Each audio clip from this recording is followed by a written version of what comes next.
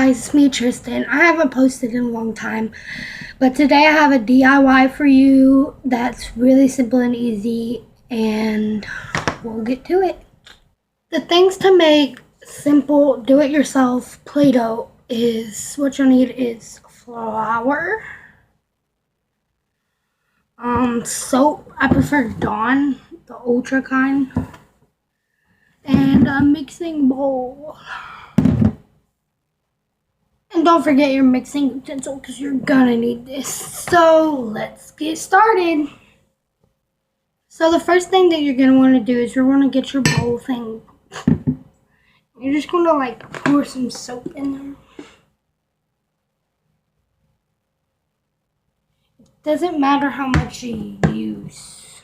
Then you're gonna take your little thingy right here, your flour, and you're just gonna like scoop some of that in there.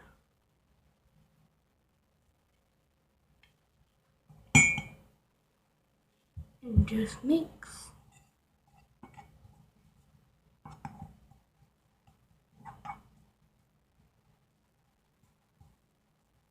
Let's get fast. Okay guys, I finished my thing, and if it's like this and if you try to grab it and it's all sticky to your fingers, don't worry, and this is supposed to happen. So you're just going to take some more of your flour, just scrape some more in there, and just continue the process of stirring. Okay, you're just going to grab it and okay, this is not planning how I freaking planned it. Oh my god, work. Oh. It's not working. This is a fail. Oh wait, no it's not. Just put it on the table thingy and just press it down. You know, like, what is that called? Like you mold it. Yeah. So then you'll have something that's kind of like Play-Doh, and it's fun to use. And if you want to save it, put it in a Ziploc bag. And yeah, that's it. Let's get cleaning.